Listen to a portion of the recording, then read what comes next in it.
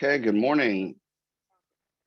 Good morning, everyone. Welcome to the second half of our, I guess it's our second quarterly meeting of our fiscal year, and hopefully it will be our last fully 100% virtual meeting as we kind of see some COVID, perhaps taking a break and letting us get back to normal life on the horizon. We might be able to actually meet in person, and then when we do that, we look forward to moving to a somewhat of a broadcasted, little more not fully interactive, but at least you guys around the state can see us, and it will be kind of cool, and we'll be able to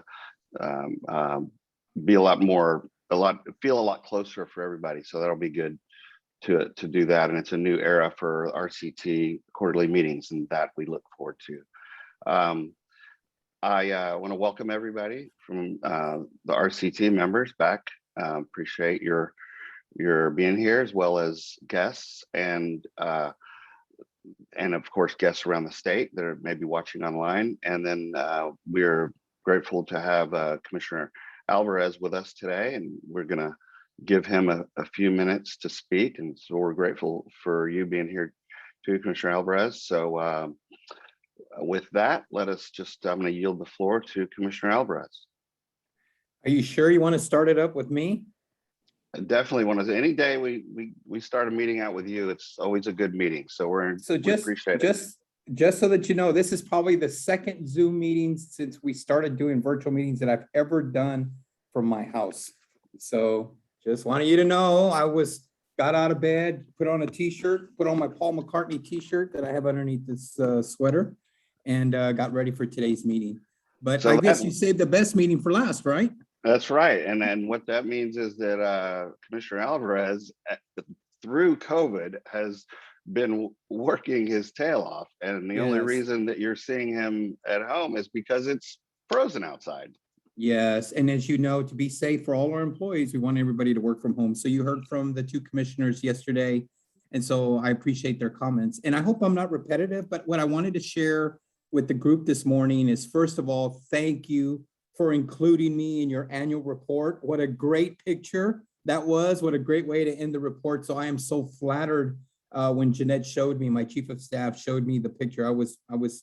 That meant a lot to me. Just so that you know, Michael, that meant a lot, Chairman, that you would include that picture, and especially that really special event that we were able to acknowledge that day. So thank you for that. And I think one of the things that we got out of the conference was we need to have bigger rooms. That audience that you had, we couldn't fill it. I mean, we were actually, I think at some point telling folks that there were no more seats. And so we've asked next year or next conference when we do this, that we got to have a bigger room for our VR group. I mean, we just got to, and we got to get more people engaged in those conversations, and we got to get really good flow and really good presentations. And so you had that, and just so that you know, that was a great way to start the conference, was for us to attend that and to be a part of that discussion. But let me share some of the things that we're doing, and I hope, I know like Daniel, we've had some conversation regarding, he was there during the conversation we had pre-apprenticeship. Look, I just want you to know that every time that I roll out an initiative from my office or from the labor office, we always want to make sure that we include all folks that maybe have been disenfranchised, foster youth, military servicemen, people with disability. I want you to know that every time we roll out an initiative, there is a strong component of using blended services. Chairman, you and I have talked about this. Blended services so that we can share with folks about some of the opportunities that are out there. I'll give you an example. Let's say some of you that are on the line right now are employers, and I know some of you are. There's no reason. We just took action Tuesday on an idea of asking Reagan Miller, is it possible for us to have on-site childcare? We understand the value of on-site childcare for employers. It used to be that we would have a TRS provider right outside the workplace. But how important would it be to attract a business or attract a small business owner to have maybe on-site childcare, a TRS childcare provider? And you may have heard yesterday that we had Over $3 billion have been allocated in the last 5 infusions of money that we've been distributing to our boards. And so the money is to purchase furniture and salaries and, bonuses. And I mean, salaries in the sense that if you start up a new childcare facility, right? Not to carry you on, but if you start one up. And of course, Reagan knows the specifics, but that's amazing what we're doing. And all I'm trying to do is make sure that the services that you provided, we make sure that we, as I told Mary York from our Office of Employer Initiative, who's done an excellent job, tell her that anytime that we go out there and promote the services, we got to promote the services that we provide to people with a disability, our VR services. We have to tell everybody about how we can work. If somebody has a disability but still doesn't know how to do math, or if somebody has a disability and is having issues with maybe some of the infrastructure that's in place at the workplace, we need to go in there and fix it, because we need to make sure that everyone has an opportunity to be successful, right? And I really mean it. The other thing that we're working on is, words have meaning, Chairman. Words have meaning. And if there's ever an idea or something that you would like for us to take action on, you need to let me know. I'll give you an example. There are people in my community that, come from the same background I did. I'm first generation. Parents didn't make a lot of money, couldn't afford to go to college. I ended up going to college. My dad paid for it out of his own pocket. I had a job while I was going, but what I'm trying to say is words have meaning. So what we did was, with the help of with the commission and with our marketing team, we no longer reference child care subsidies, but we now reference it as scholarships. Words have meaning. And so scholarships means a lot, especially for parents that say, wow, my kid goes to a TRS provider, which, by the way, we provide the best quality care, and he's receiving a scholarship from TWC. Doesn't that sound better than a subsidy? I mean, words have meaning, right? And then we also are going to be doing we're looking at this registered apprenticeship program to expedite the way we train, not the way we look at healthcare. What are we doing out there to expedite folks with all abilities, get them out there in the workplace? That's what we need to do. We need to do things that are, I'll give you an example. We know that people that have been incarcerated have challenges looking for employment. We're out there right now providing them with the tools needed to be successful, but I need to encourage employers to hire them. It's just like putting out the word about hiring people with a disability. We got to go out there and do a better job of how we market the great programs that we have, and the great people like you that serve on those committees that provide us the input. Look, Chairman, you and your board know, everyone on the committee knows that every initiative that's come out of my office has always come out of recommendations you all have made or others around the state. So we want to continue those stakeholder meetings this summer. We're going to do a boot tour. We'll be announcing what board areas we're going to be going to, but we want folks that you represent to be there at the table to make recommendations prior to the legislative session, not afterwards. I need ammunition because in June, my office starts writing all legislative proposals, and anyone that wants to pick them up, they can, and so we had some really good ones that have passed. There was a House resolution that allowed high school students to acknowledge Texas signing day. If a kid wants to go into welding, he can sign that letter of commitment with a local employer. How amazing is that we're promoting the trades, right? I mean, why haven't we been promoting the trades, right? So you can see how excited I get. Every time I think about something, I always have your face. And of course, Daniel Prado, I love that side view that he's got on his picture. I always have you guys in mind whenever I do something. So I just want you to know that. I just get real excited to talk to you, and I do. So I apologize if I took too much time, but I just wanted you to know that I always have you in mind whenever there's an initiative that rolls out of my office. No apologies, Mr. Commissioner. We very much appreciate that. We know you're sincere, and not only do we know it, we feel it and see it. So thanks so much for your encouragement, everything you do, and considering everyone in Texas, and the disabled, able-bodied, educated, not educated, come from a great background or a sketchy past. Everybody's important. So thanks for recognizing that, and we recognize it as a council, and Texans should recognize it as well. I am going to have I have an ask for you. I've only got a couple of more, uh, uh, a few months, couple more meetings of chairmanship. So as a outgoing, Uh-huh. I would like to ask this, and I should have mentioned this before with you. It's not a huge ask, and I don't expect you to deliver next week, but on this inclusion concept, and you're exactly right. Words have meaning, and you mean what you say, and I totally see you and other commissioners putting your money where your mouth is and delivering, and we appreciate it. One thing I noticed, and again, this may not be in your 100% wheelhouse, but I would love to have you with me on this. I'd like to see the TWC conference was great. Loved it, every bit of it. You guys did a great job, and it was exciting. It was interesting. There were lots of great people there, and sharing, and it was great. Matter of fact, I'm still using my notepad. So Awesome. they Awesome. worked. But what I wondered was, how the VR section of the conference is separate than the main conference. And I wondered if there was a way, based on this whole inclusion thing, if we could figure out how to work it in there and actually kind of make it part of it. What do you think? I think that's a great recommendation. We just met with the folks that put on the conferences, and I know that Jason Baton is on today, who does an amazing job for us. I'm sure that he can make that recommendation, but I will let conference planning know that you want to make the VR portion of your portion to be a part of the conference, right? Not a pre-conference, right? Right, exactly. Yeah. I Yeah. mean, does anybody on the council have a problem with that? We didn't discuss this, but what do y'all think? Do you like that idea?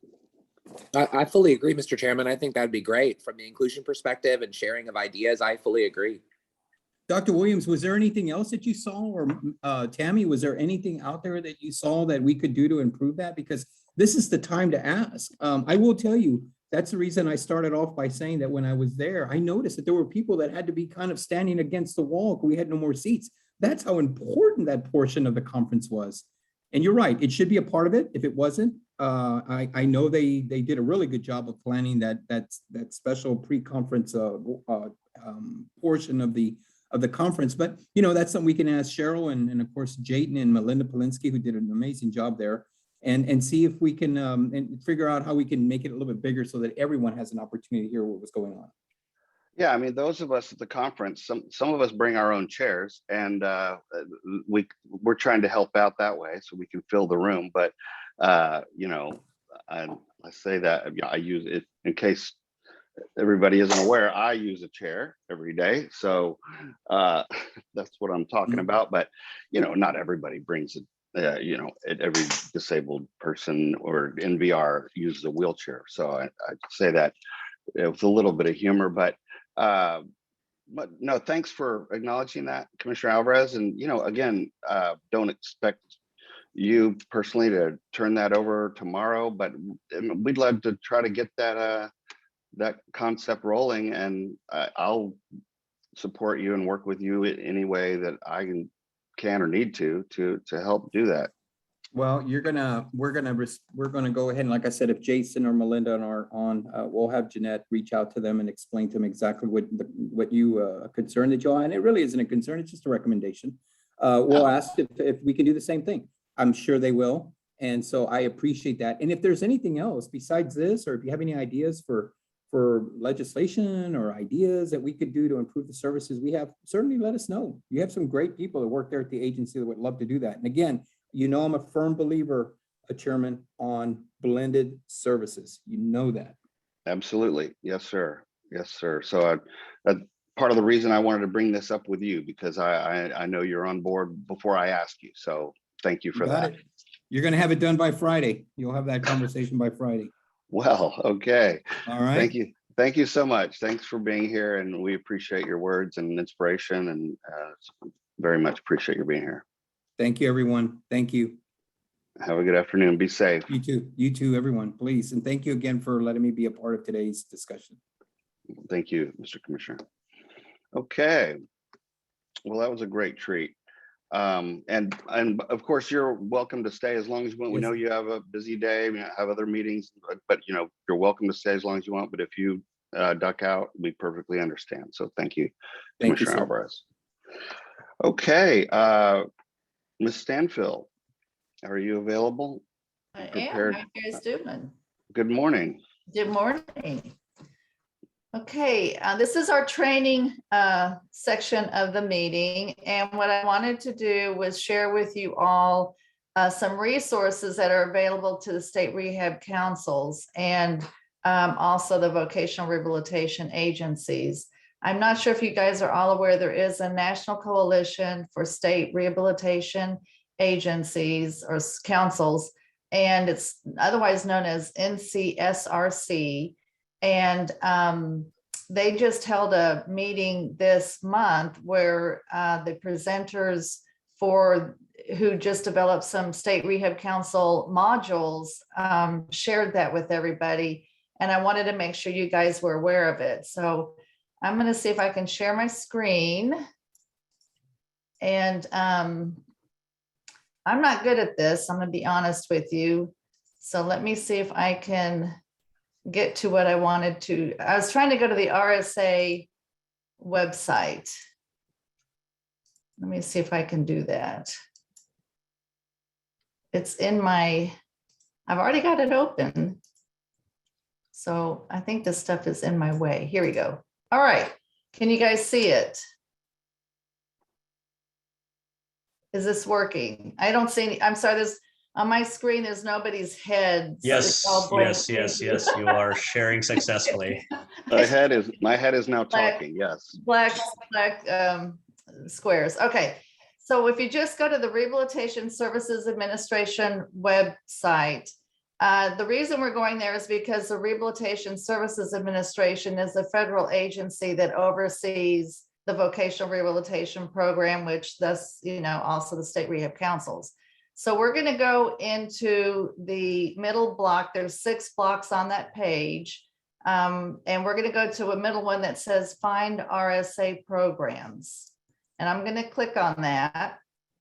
And on this next page, it's going to cover the different programs that RSA administers. And the first one that you're going to find under disability programs, the first list is the State Vocational Rehabilitation Services Program. And I'm going to go ahead and click on that. This is going to give us a little bit more description of the vocational rehabilitation program, which is fine. But what I want to do is on the right-hand side, there is another menu. And on that menu, there is a choice of VR program.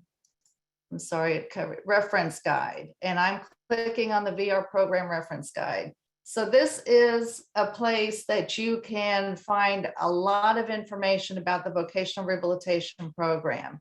On this page as well, because we're a part of that, there is on the menu on this page, a choice to go to the state rehab councils. I'm going to go ahead and do that just to show you guys what's on that page. So it tells you, I don't know that you guys all know this, but most states have a state rehab council, but written in the regulations and the law is the option to have an independent commission. And few states have that. So that is referenced here, but our state has a state rehab council. So this is where state rehab councils you can get more information about who you are. And it talks about the membership. This is information straight from the law and the regulations. It talks about our functions, and I'm not going to read that to you because in your orientation, and we have it in materials in your book on what all we do. It talks about the functions. It talks about how we're supposed to have meetings. Sorry about that. I am doing this from home today. I didn't go into the office. State independent commissions. Again, we talked about that. The statutory requirements for a state independent commission. Our key legal citations, talks about an annual report, and which we just finished. Lisa submitted those and actually just offered us to have a copy if you wanted to have a hard copy. The only resource we have on our page is the National Coalition of State Rehab Councils, and that's that entity, NCSRC, I was mentioning. If you've never been to that website, you can click on it from here and get there. And it talks about who they are. They have Zoom meetings. It lists the dates on the website. It talks about the CSA VR conference. You have a choice of going to training materials. It even has guidebooks. This is all on the first page of where you can go.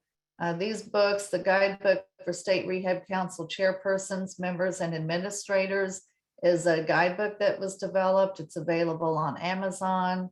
There's also the State Rehab Council Vocational Rehabilitation Partnership under WIOA. I think, Lisa, you've provided that to everybody, right? I believe everybody's got a copy of that. Then it talks again about the conference. With and their Zoom meetings. What I wanted you guys to know, I think farther up, it talked about the training materials. If you click on that, you're going to go into their catalog of training materials over the years. So they're trying to identify it by the topic. They have different modules. They have orientations. They talk about the regulations, the different sections of the law. So you could go in there and get information. They also have another tab of meeting materials that goes into their, I guess the last in-person conference was the fall of 2019 in Jacksonville. And they put everything up on the website that they've got, their agendas, the PowerPoints, the different committee activities that they've done, and it's all here.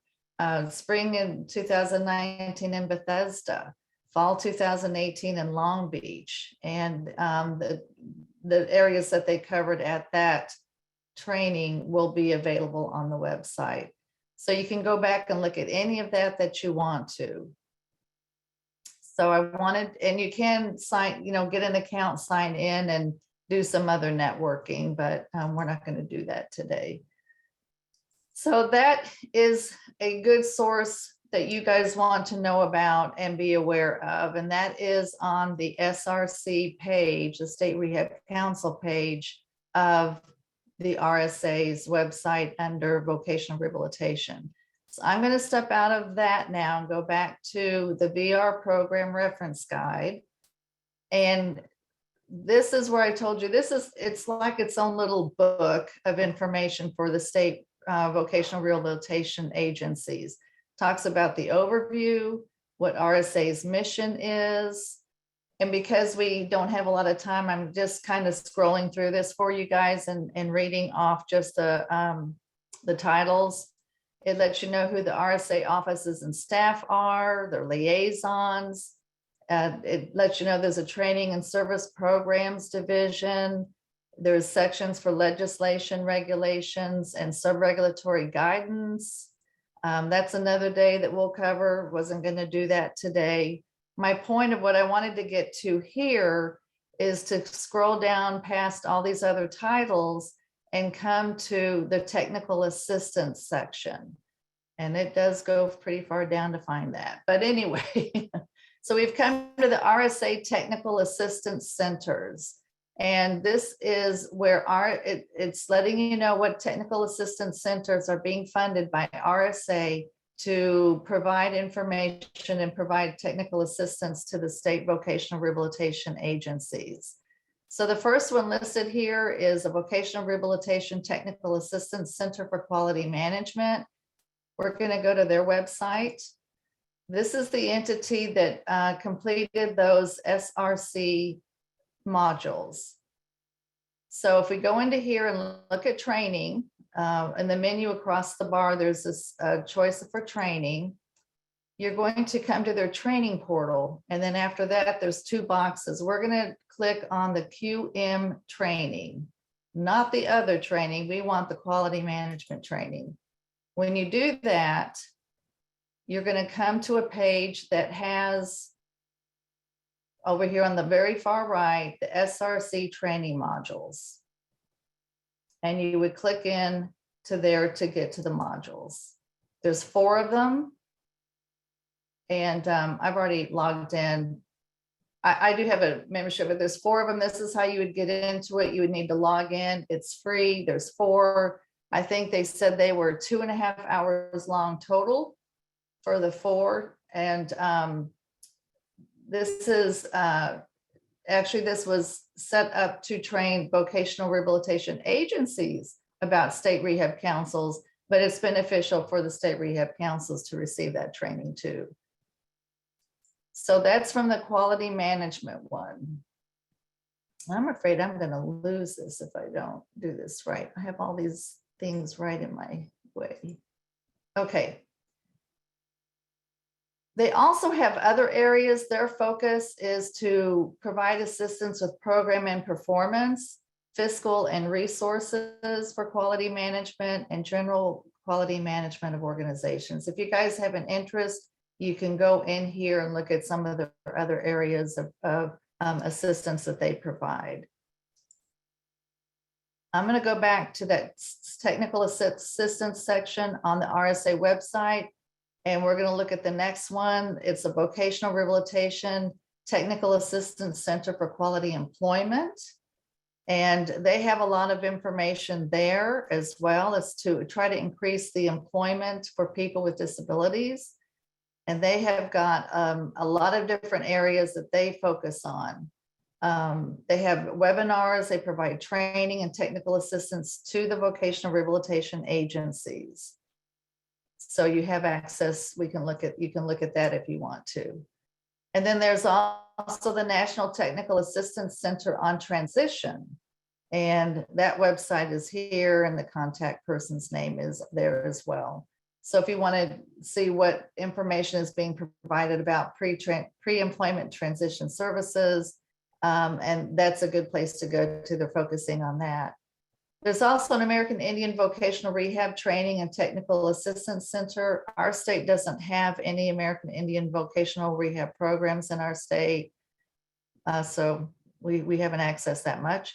And then there's an Independent Living Services for older individuals who are blind. Training and Technical Assistance Center is available as well from their website. At the end of this, they talk about partner websites. You'll see other places that you can go to find information about vocational rehabilitation services and or the organizations. And we're pretty active with at least 3 of those I saw. Probably, yeah. Yeah, and if you don't mind, Ms. Stanfield, I want to throw in a couple of sometimes in governments all over our country, but in Texas we do it too. Throw in a bunch of what are they called? Abbreviations for a long list of Acronym? Yes. So PREETS is one for Pre-employment transition services. right. So sometimes when some of these things, when I first came on the council, I was a little bit confused about, they would say the whole title, or somebody might say that, and then follow up with later with the acronym, and I'd be, oh gosh, what is that? And I didn't really join the two. So if I jump in and do that, please bear with me. Oh, yeah, no, if I use an acronym and you don't know what it is, please let me know. I try not to do that, but I know it'll slip out sometimes. No, it's a way to make it shorter and it's efficiency, but it can also be confusing. Does anybody have any questions on this? These resources? I felt that some of you, if you as we joke sometimes in the rehab field, if you have trouble sleeping at night, this is good reading to put you out. But if you're curious otherwise, there's a lot of good information in here. There's some best practices, other types of research, different resources. So webinars, it can be interesting if it's a subject that's interesting to you. So before I get off, do we have the basic link for that just to get there and then go? Yeah, you know what I was going to do? I actually was going to do a PowerPoint, but I didn't get time to do that. I'm going to go ahead and do something that tells you where to go and send it out on a piece of paper. It'll give you the link and then where to go on that from that link so you know where to find this specifically. Okay, Glenn, I'm going to send it to Lisa to send it out to the council. Is that all right? Good. Okay.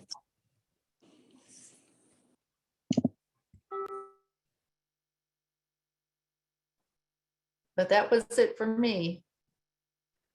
Okay, Ms. Stanfield, that concludes your training section. Thank you so much. Yeah, that'd be short. Okay. And sweet today. No, thank you. You did a great job, and we appreciate your sharing your experience and wisdom with the room. I'd have to say you may be one of the most experienced in the room, so we appreciate that. Thank you. Okay, on to let's see, committee reports. The first one would be the customer satisfaction and needs assessment. Mr. Goldenstein, are you available to share that? Yes, yes, I am, Mr. Chairman. Let me share a screen for a short report out.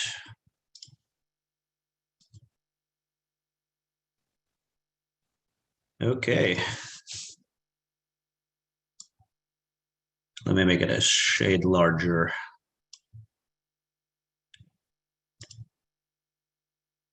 Okay. We were joined yesterday with Ms. Amanda Bodine, Ms. Michelle Dobbins, Ms. Jennifer Klaus for the committee members, and then Mr. Jeffrey Miller, Mr. Chris Speckard, Mr. Scott McCune, Ms. Audra Russell, and Ms. Anna Lee from the TWC folks. It was actually extremely great to see Anna there. She was instrumental in creating that provider choice tool that we heard about yesterday in the main session. So it was really, really cool to have her join the committee as well. We have reviewed the customer sat survey, the Q1 customer sat survey, which covers October through December of last year, and then the performance update. Let's take a look at some of the points we discussed and some of the recommendations and actions we're making. One, so Audra was quite brilliant, and she's doing a lot of great job in consolidating the historical data from Mr.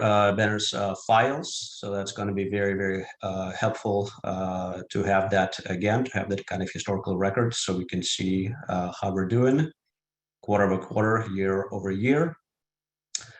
So looking at the responses themselves, we actually had a rather tremendous drop in responses, both absolute number of responses as well as the response rate in this time period versus the corresponding time period last year. We are talking a drop from a shade over 4,000 responses to just 3,100 responses, which is not great.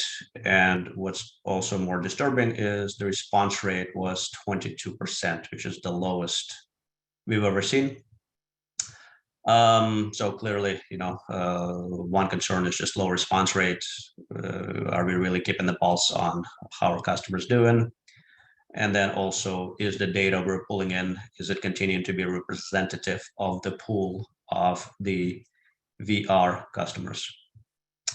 We had a nice discussion about do we adapt with the times and do we go beyond phone surveys? Are our phone surveys, are we just living behind the number of folks behind who are just simply not using their phones, not picking up random numbers? And we actually did have a lot of success with online service in the past. Following CSNA town hall, we had a great result with the online surveys and mail surveys. The RD survey that Texas A&M did for TWC, that was an online email survey. Scott McCune actually reached out to the state of Utah. They have a nice, I think, online only setup, which gives them a great number of responses. And we are recommending augmenting our phone survey with a web email as well to create a true hybrid multi-mode approach. that will be convenient for a wide variety of our customers and making it all inclusive for the wide variety of the state's population. Audrey Russell took the assignment to reach out to our current survey provider, Vestat, to understand their experience with multi-mode surveys and their capabilities, and she'll report back to us. I just want to open up for questions here or comments from the rest of the RCT before I go on. I just want to say, I think that's a good idea. I have to admit that I don't answer the phone if it's not a number I don't know either. So, you know, I know people are reaching out for other avenues. I think is a great idea. Yeah, and it's important that we keep the phone, because we keep the phone as an option, because that is for a number of our customers, that's a crucial tool. And it's also important that I think we stick with a single provider for both, because it's important to consolidate the data in a consistent way. We had a bit of a discussion: do we have one provider for phone and one provider for web, and then somehow try to consolidate the data? And that's probably not a good approach. So we're gonna find one provider that does everything and consolidates the data in a good way. I have a question. Do you think that part of the drop might be kind of a feeling that, oh, it's another survey, it doesn't do any good, nothing happens? I mean, even though it does, even though surveys do give information, do you think, how can we let people know that we really do want this information, we really do need it in order to make the improvements or to look at the issues that come up? Yeah, that's a brilliant question. Is there just simply a fatigue where I keep on answering the same question, nothing is changing? That's a great question. I think this would be an interesting ask to Vestat to see, is there a higher degree? Are people simply not answering, or are people abandoning it midway? You know, and I think that's what we'll do. Let's ask, do we actually see like a higher rate of people abandoning it? It's a very interesting question. So this is a survey we do quarterly, and it doesn't happen every, it's not every month, right? So I think let's ask Vestat to see if they have any data on abandonment rate, kind of during the survey, where people just sort of tune out. Gennady, I'm just thinking from a person that has a cell phone and gets bombarded by marketing calls on it. There are some surveys or even marketing calls possibly that I wouldn't mind taking, okay, but I just don't know who it's from, so I ignore it because of the risk that that's going to be, another car insurance extension, thing. So it's kind of I wonder if more of a focused identification situation might help, because I mean, if I were receiving a survey on something like this, I might be more apt to take that call. I don't know. I'm just kind of thinking maybe identification improvements might help responses. Like a caller ID, which displays some sort of a message instead of just a phone number, random phone number. Well, Gennady, I did have a question on that, where the phone and web option, does that encompass like a text, where a text is sent through the phone with a link to connect and do the survey online? That way, if you get that text and that text explains what it is as far as a survey, they'll be more prone to do it through their phone than just connecting to the, to their email or to the app and just going through that survey and answering those questions. Yeah, that's a good idea. More of a deeper information delivery to tell what it is, right? I like that, Roderick. Yeah, I think there's a wide variety of tools. And let's also keep in mind, not everybody has a cell phone as their primary means of communication. We still have a number of folks using landlines. And not everybody is technically savvy to respond to a text. So I would not yet jump to conclusions just yet on what the actual techniques are. Let's talk to the folks who actually are experts in administering surveys, and it might be a combination of calls, texts, and I do like this idea of a text. I just don't want to jump to it as a solution. Let's understand the capabilities and the best practices. So it might be a combination of a text with a link. It might be a combination of an email with a link or an ask for a callback. So this is Emily. I have a question. This is Emily Robinson again. I'm curious, your online survey, is that available in a variety of languages? And then also making it accessible for deaf and hard of hearing. Do they have like an ASL version of the survey? I'm just curious. Go ahead. It is, and in the report that we get from Westat, it does indicate the number of surveys that were done in Spanish, Vietnamese, and so on and so forth. So it is accessible in different languages and different forms. That's for the phone right now, right? Yes. Yeah, and the question was about the online option. We need to explore the possibilities. The requirement I would put forward to the provider is, yes, it must be accessible, and yes, it must be multilingual. We are still early in this journey, so but the requirement I would put forward is, yes, must be multilingual and must be fully accessible. This is April. I'm sure that when we onboard clients, one of the questions we ask is, what is the best way to contact you by phone, text, email? That'd be a great way to connect on how that customer would most likely respond to a survey. We think so as well. What we envision is when we go to the provider and we give them, here's the list of folks for your respondent target list, it would have a field for preferred means of reach out. Yeah. Can you remind me, how long is the survey? It's a lot of questions. Audra or Chris or Scott, do you have the exact number? It's a lot. It's a somewhat lengthy. It's 22 questions for the active, the open cases, and just 1 second, I'm sorry. 25 for closed cases. So it's a pretty long survey. When I have sat in on the calls, it takes between 10 and 12 minutes to go through. Okay. Yeah. So like, I like the idea of the text messaging, but like you said, not everybody's going to do that. But, maybe like, instead of just limiting us to 2 options, if we already are going to look for someone who can handle 2, let's see if we can find someone who can handle where they'll send a text with a link, which would,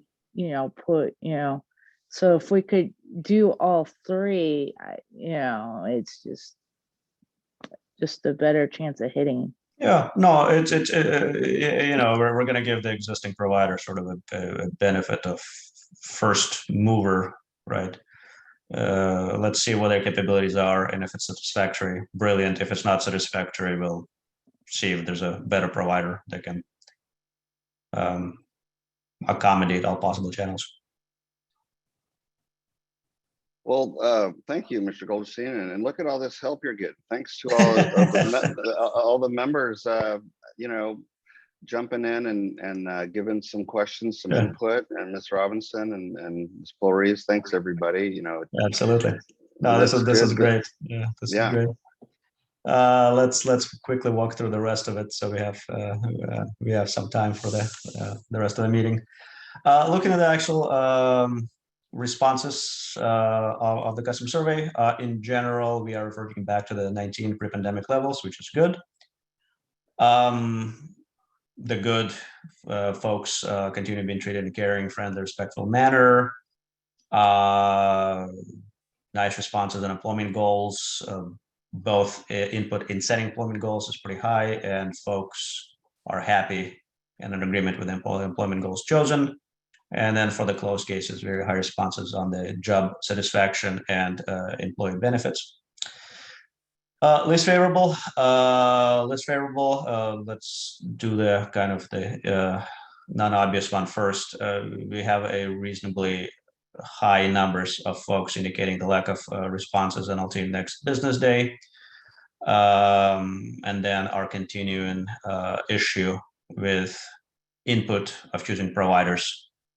To summarize, it seems that we are pretty good in taking folks to the destination.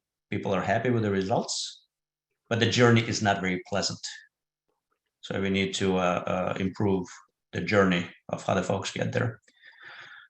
Clearly, we continue discussing that in length, discussed it yesterday morning as well. The provider choice and ability continues to be an issue. Mr. McCune carried out a fairly comprehensive benchmarking on provider choice approaches, how they assess it, and how do they tackle it across 14 states. It's a very comprehensive look. So Scott and I shall review it offline and kind of figure out some synthesized insights, and we'll present it at a special committee session. So we won't wait for the next quarter.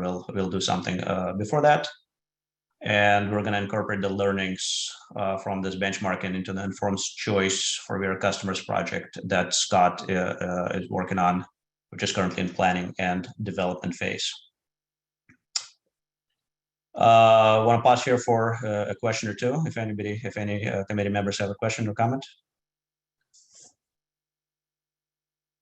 Do you survey people whose cases have been closed without what we used to call unsuccessful at all? And any reason for that, for that type of closure? Yeah. There's data on that. Yeah, there's data on that as well. Yeah. And I think there's some short-form answers also. Audra, maybe you have some more insights, but there's some short-form answers for why unsuccessful closures took place. So there's a bit of data on that.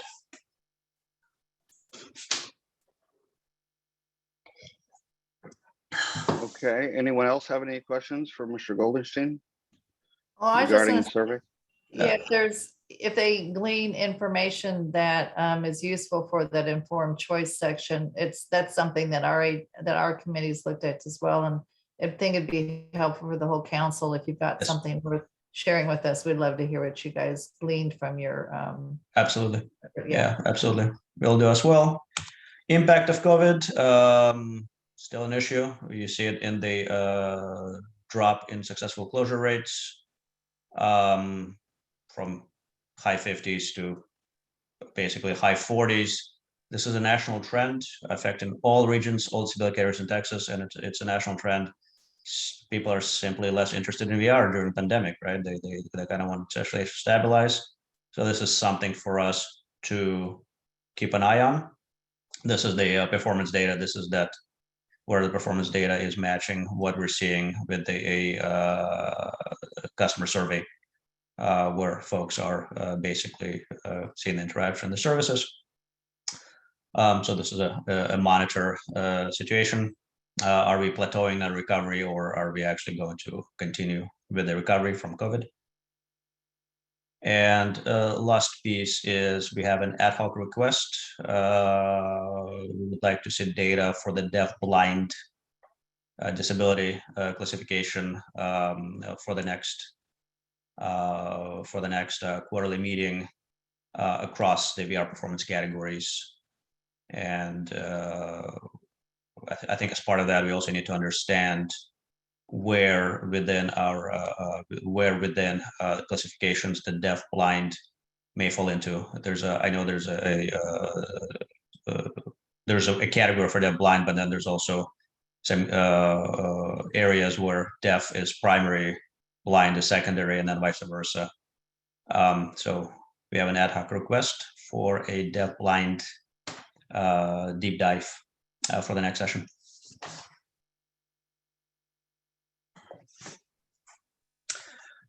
Any feedback, questions, thoughts on this item? And is there anything we have to do to fulfill this ad hoc request?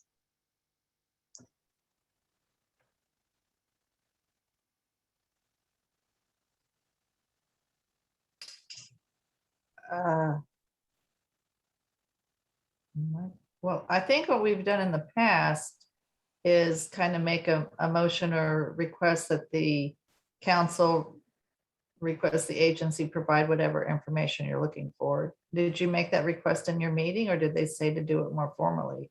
I think we're still not necessarily clear on the process for ad hoc requests. Okay. So if it's a matter of putting a motion forward, more than happy to do so. Yeah. Chairman, your guidance? So I would ask that we define it as specifically as we can at this point. I mean, but perhaps a little bit broad would be okay, because we don't want to miss anything in the motion. But if somebody would like to make a motion about it, we certainly could do that. Would anybody like to spend a couple of minutes to write the defined words of the motion and perhaps send it to me in the chat or something like that, so that, and then perhaps maybe we can actually submit the motion in coming up in new council business? Sounds like a plan. I shall draft a verbiage and shoot it over, and we'll take it for it. Mr. Chairman, thank you. Appreciate the guidance.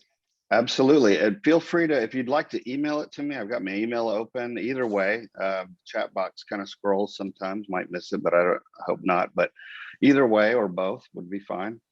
Brilliant. Thank you, Mr. Goldenstein. Thank you, ladies and gentlemen. Appreciate it. Yes, thank you for your presentation and detailed report on this. So thank you very much. And we'll revisit this a little bit later in the meeting and get that motion submitted. So thank you for that.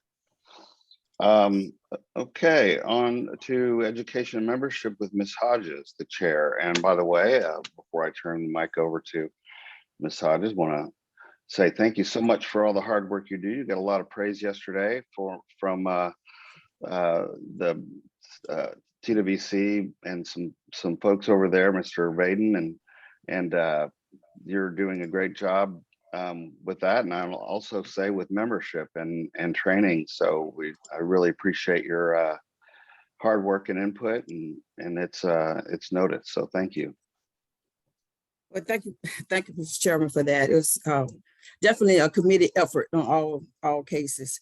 So we had a meeting yesterday, and all members was in presence for this meeting, and we talked about the upcoming vacancies. So in October, we will have 4 members terming off the council. Myself, you, Lisa Majestic West, and also Miss Elizabeth Kendall. So we're going to be recruiting for those positions. And so we want to definitely ask everybody on the council to help us to fill these positions, or reach out to your circle or people in your contact list. If anyone you know that may be a good representation for some of these positions, please email us their contact information, and we'll reach out to them and give them the guidance on how to apply.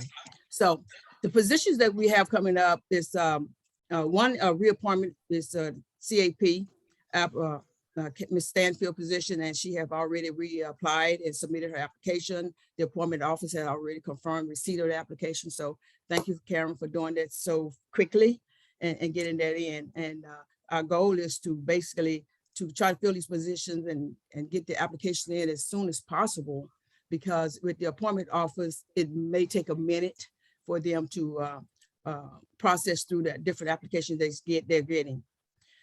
So also we have um, the position of disability rep. We're going to recruit for 2 business industry and labor rep and 1 community rehab provider program rep, the CRP rep. Now, we already received several applications for the CRP community rep.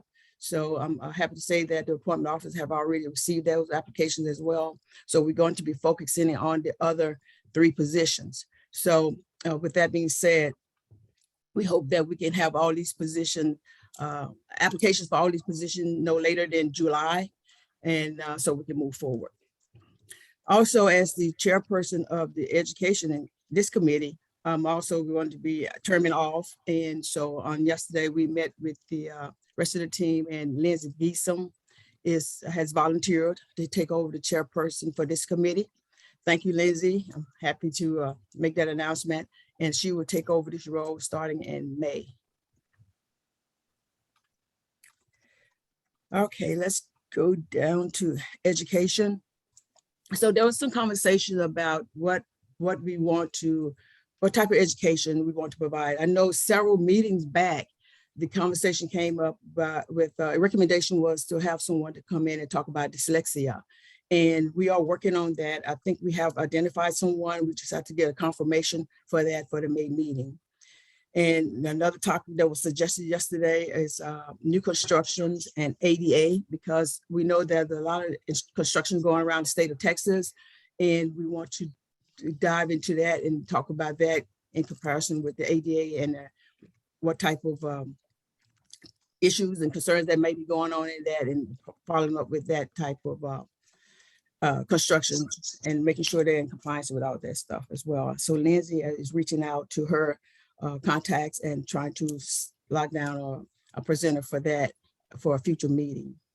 Also, we wanted to ask the council, what is it that you guys want to hear about? What type of educational training that you are interested in that we can schedule in the future? So if you will, we'll be sending out an email within the next 2 weeks presenting that question. So just think about that. If it's something in particular specific that you guys want to hear about, let us know so we can start working on that and getting that information out to you and schedule. And lastly, we've been working on a mentorship guide.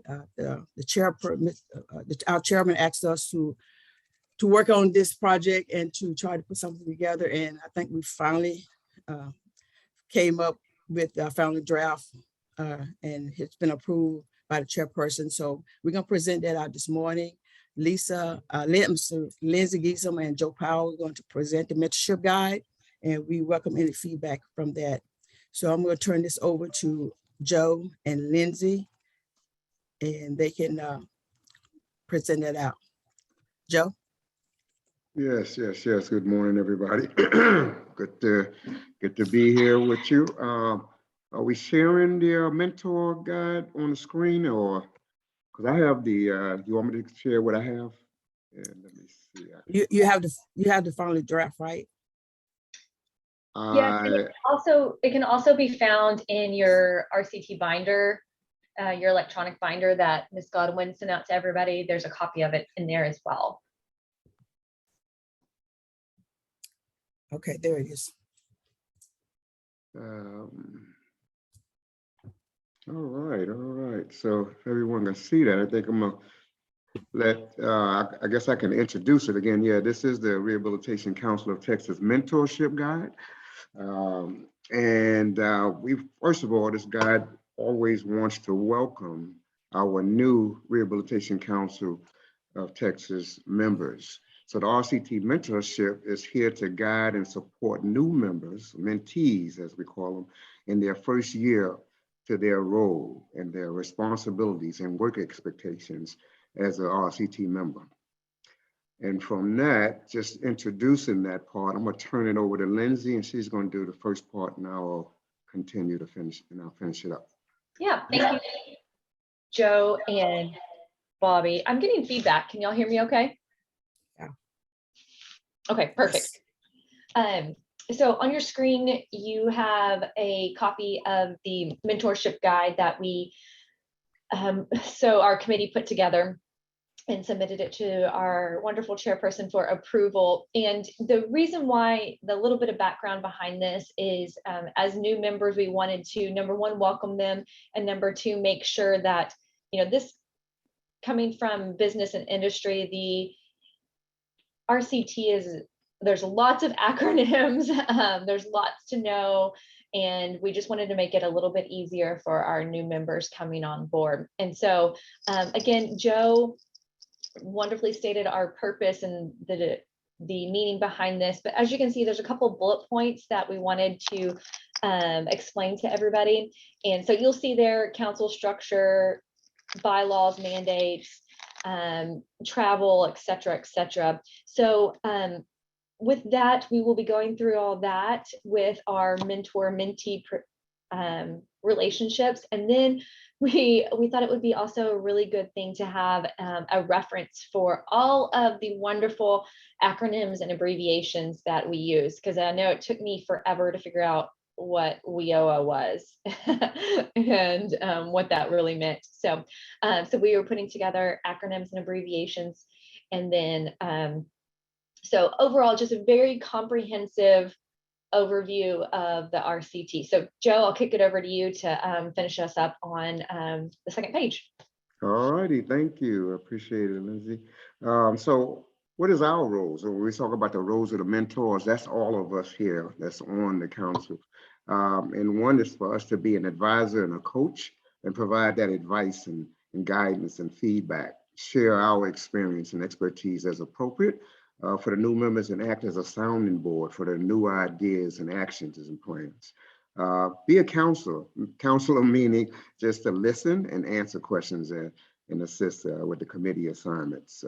Again, be that cheerleader, supporter, offer encouragement and support, and then also always promote engagement for the new members, right? As a mentee, the new members, their role is also to take an active role and help drive the process themselves, because they are new. We want them to be a part of the new initiatives and the council initiatives, and explore what and how the committee that they will contribute. What does that look like for them to contribute to a committee and to serve on a committee? Ask questions. We want them to ask questions, be open and seek feedback, and then schedule and attend mentor conversations. So there will be some scheduling. It might be emails or calls, conversations of the new members that they want to really be a part of. At our meetings, at the Recovery Rehabilitation Council of Texas meetings, our chair, Michael, the RCT chairman, will call for members to serve as mentors. And what does that look like as far as the RCT chair recognizes the new mentors and new mentees? And so he's going to make sure that we continue to encourage paying it forward and explain them that the mentees will rotate to various members on the council as far as in those different committees. So a new member will be assigned a mentor on each committee. So it says that the committee chair will identify the mentor for that committee. So each committee has a mentor, and the chair of each committee will assign a mentor. Did I hear somebody had a question? And again, myself, Lindsay, will always be the primary mentors as the transition onboarding of our new members and through those committees. So each mentee, of course, and our chair will continue to encourage that each new mentee will have the option to rotate. Okay, if they don't know what committee they want to be on, right? And then of course, when they come on, and so they'll have the opportunity, right, to sit in on each committee prior to selecting which committee that they will serve on. And that's what it says, right? So mentors also will be available to mentees to answer any clarifying RCT questions and provide feedback. So mentors is really us, right? But each committee will be selected by their chair, who's the mentor for that committee, okay? And that is it right there. So our chairman, again, that last part and what happens at our meetings is that last part right there. All right, I think that is it. Bobby, I can turn it back over to you. Thank you, Joe and Lindsay. Thank you guys so much. You did such a good job on that. So let's conclude our report, Mr. Chairman. Any questions? Oh man, that was great. Y'all will not be surprised of my excitement about that. And thank you guys, Lindsay, Mr. Powell, and Ms. Hodges for contributing to that, presenting it. I think it's comprehensive and thorough especially for our first launch. I mean, you guys did a great job, so thank you guys so much for that. And honestly, I remember coming in. Everybody in this council remembers their early days, and some are a lot more familiar with VR than others, and a lot of the acronyms and concepts and are kind of intimidating or scary or not sure what that means. And I want to say that between the mentor and mentee relationship, there's no dumb question. If you have a question, ask it. Doing it in a public format in a live meeting like this might make it a little more difficult, but that's what this whole concept is about. Is look, when the meeting's over, you don't understand something, call your mentee or send them an email, text, ask, do you have a minute? Of course, we would ask the mentees and new members to be respectful of their time and that, not take up large chunks of it in sensitive times of the day, like dinner or something like that. So you got to be respectful. But I think this is going to go a long way in helping the entire council as a whole become more productive earlier. And I really believe that we're going to see some, in generations of council moving forward, it's going to be a very positive thing. I think we're going to find a lot more production out of us. So thank you guys so much for putting that together and presenting it in such a way. And I look forward to assigning people, getting people in touch with each other and helping people feel comfortable with asking questions and getting some understanding early so that they can be productive early. So thank you guys so much for that, Ms. Hodges and your team. Yeah, and that's great. And, it's set up so it can always be added on, revised as time goes forward. Whatever the need be, that can add to it moving forward. So, great. And thank you. And I also want to say, this is, I would like to see this be almost kind of on a friendship basis, more than a official assignment, et cetera, et cetera. If you've got a curiosity about something, you're a new member, we're just giving you a direct line to somebody to be able to answer that question for you quickly and get more comfortable. And I'm going to say it, for all the veterans that are in the council now that are going to be asked to be, active participants in this, I appreciate your sharing your wisdom and your experience with the new members and mentees. It will really, I think, in the medium to long term, really make RCT a very robust and effective council, more than it is now. I think we're doing a pretty good job now, but I look forward to even more production later. So thanks everybody for participating in that. Thank you. Okay, thank you guys very much. So moving forward, Ms. Stanfill, back to you. Are you available to share policy, procedure, and personal development with us?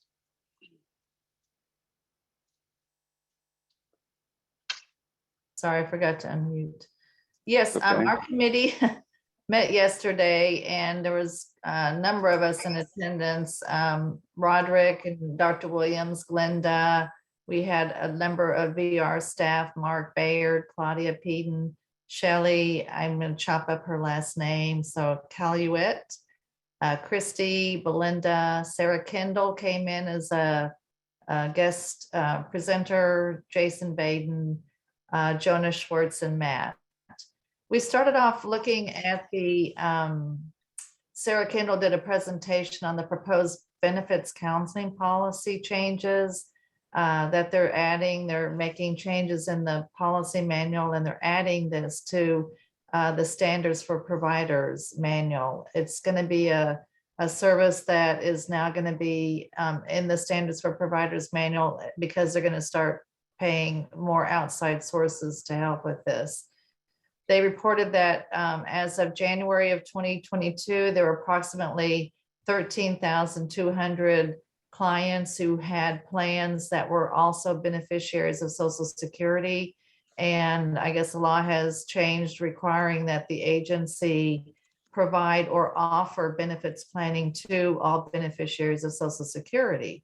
So that's a lot of people, and they can't do it all. So that's why they're trying to seek out other resources who can help with this counseling. And I know they mentioned yesterday that they might be hiring 3 more positions, but again, that's a lot of people. I think they're looking at trying to get as much help as they can do with this. And they also, this policy included rates that would be paid for the service. And so we have a copy of that. They want our feedback by next Friday on this policy. So if others on the council are interested in reviewing it and making comment, I can share it with you and let you give me your comment that we'll compile and give to them on Friday the 11th.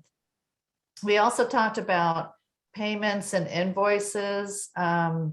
We've been participating in some of those provider calls, and we're hearing a lot of feedback that there's difficulty in receiving payment, and I guess communication about that. So we discussed the process, some of the rules and factors that the agency is required to implement through the state rules and such.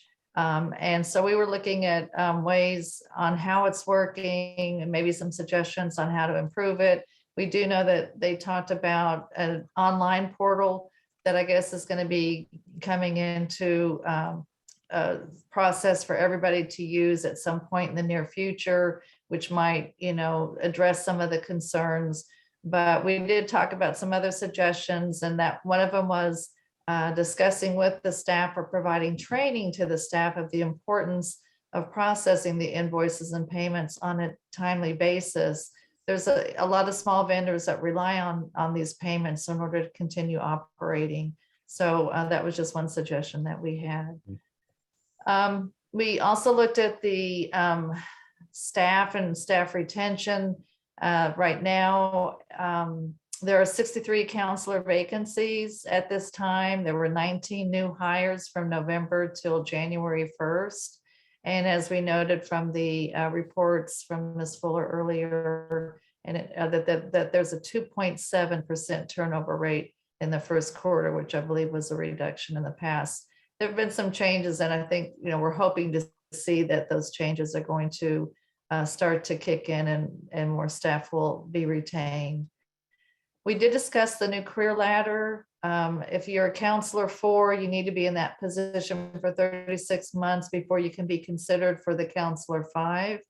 And the rehab assistant needs to be a rehab assistant 3 for 36 months before being considered for a rehab assistant 4.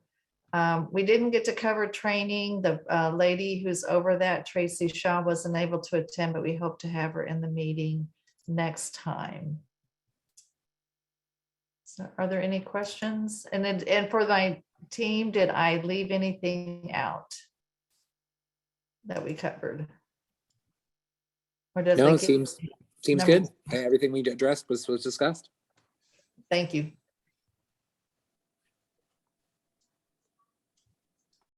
Okay, thank you, Ms. Stanfield. Appreciate your presentation. Are there any questions or additions to Ms. Stanfield's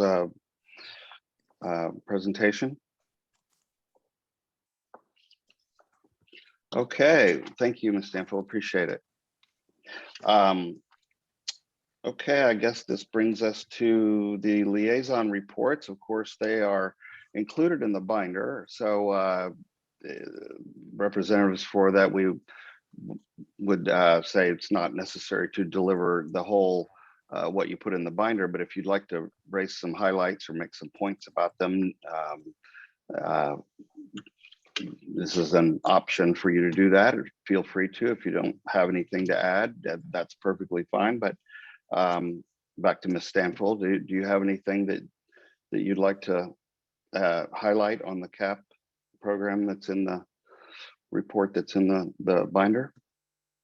I think my report just covered that I had met with the state office to discuss systemic issues.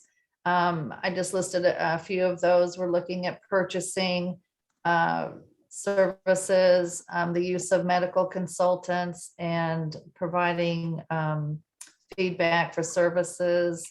We're also looking at tuition rates or limit. Well, it's our idea, cap. Removing tuition rate limitations and paying the full tuition costs. These are just discussions. There's no decisions made on any of this. We're looking at customized employment and getting that into the policy manual. We talked about looking at best practices for frequency of contact. That's something that we'll be looking at together. And the other thing I wanted to share was that we do have 3 vacancies in the client assistance program at the current time, and we are planning to hire. So those are vacancies right now.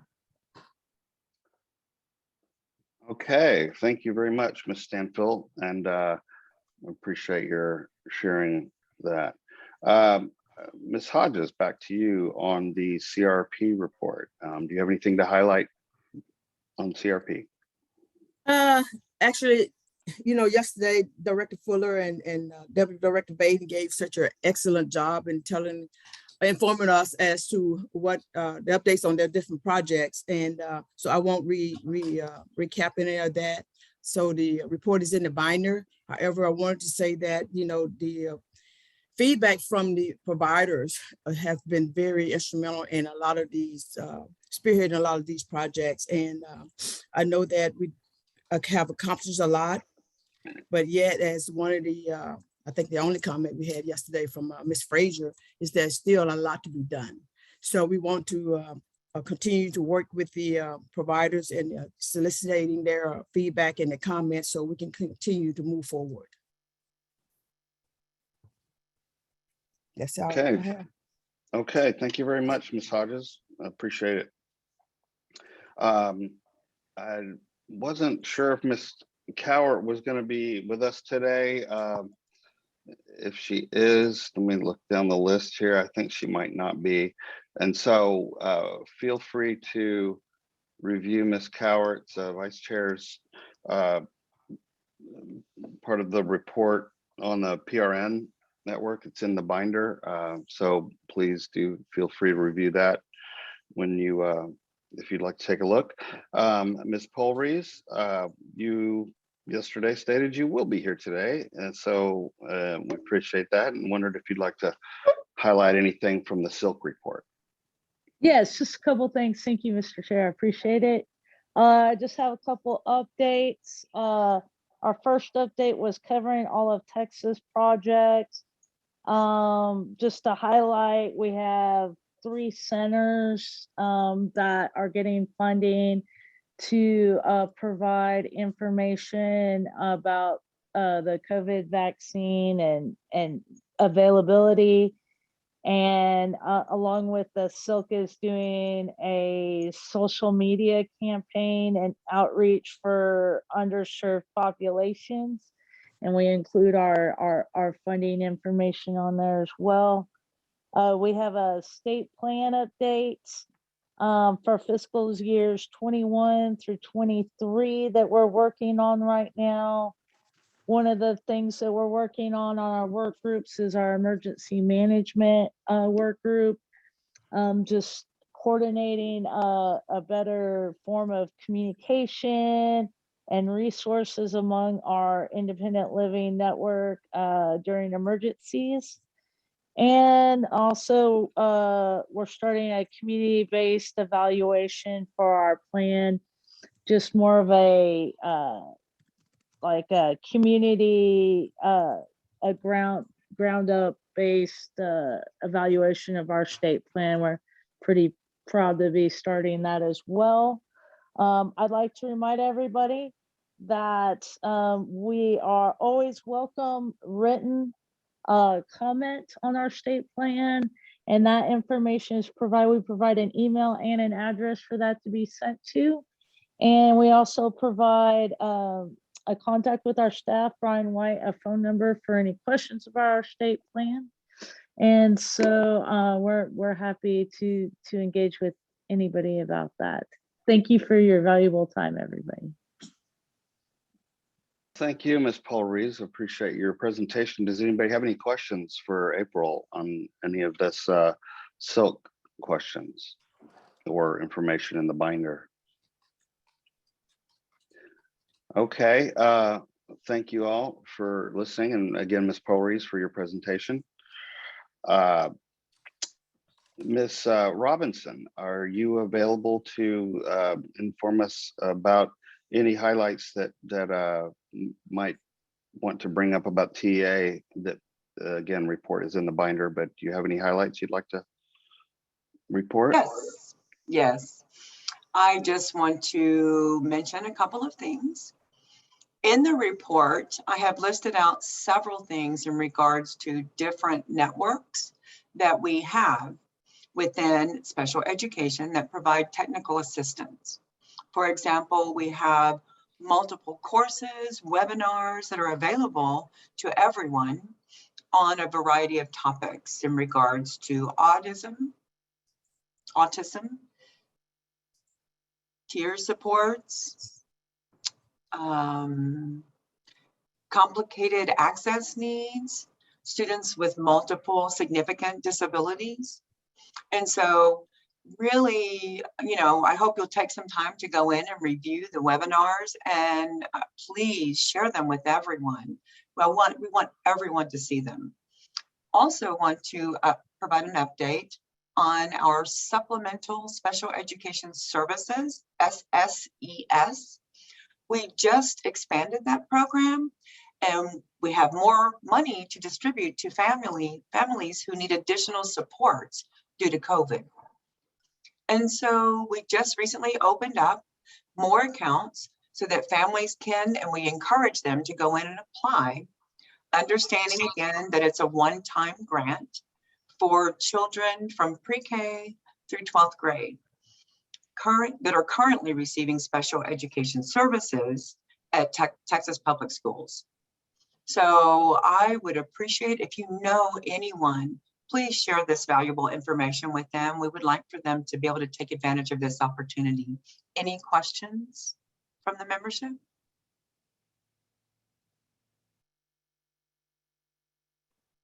Anybody have any questions for Ms. Robinson? If not, I thank you. Absolutely. Thank you very much for your presentation, and I appreciate the information you provide in the binder as well. So thanks for that. Ms. Giesland, we have, again, the information on TWIC in the binder, but do you have anything that you'd like to highlight? Sure. Thank you, Mr. Chairman. Yes, the full report is in your binder, and a couple of highlights I would love to hit as we wrap up our morning is just a couple of reminders. We had a meeting on December 10th, and that meeting was virtual. We will be having our next in-person meeting in March, hopefully. And the Texas Workforce, as a reminder, the Texas Workforce System is composed of 18 workforce programs, 5 related academic educational programs that are administered by 8 state agencies. The council develops the Texas Workforce System Strategic Plan and monitors the system, reporting annually to the governor and the legislator. During the course of its regular business meeting, the council was briefed and we took action to approve Evaluation 2021, the System Evaluation Report. And the council also approved skill standards for software development. In addition, the council heard briefings on the fiscal year 2021 annual report and the December meeting of the RCT. And we got lots of comments on the RCT. So they really enjoy hearing from us. So thank you guys for allowing me to report back to the TWIC on behalf of RCT. And then after the business meeting, representatives from our 4 partner agencies presented information that will assist the council in developing the next workforce system strategic plan. We had presentations that were included on economic development, tourism, and an overview of the economic climate and business across the state, which of course Texas is doing really well. And the council's strategic planning process will formally begin with a facilitated session at the next council meeting. Like I said, again, it will be held in March in Austin. And those are my highlights, Mr. Chairman. I welcome any questions and thank you for the time. Absolutely, Ms. Giesland. Thank you so much for highlighting parts of your report in the binder. So thank you for that. Any questions for Ms. Giesland on any TWIC stuff?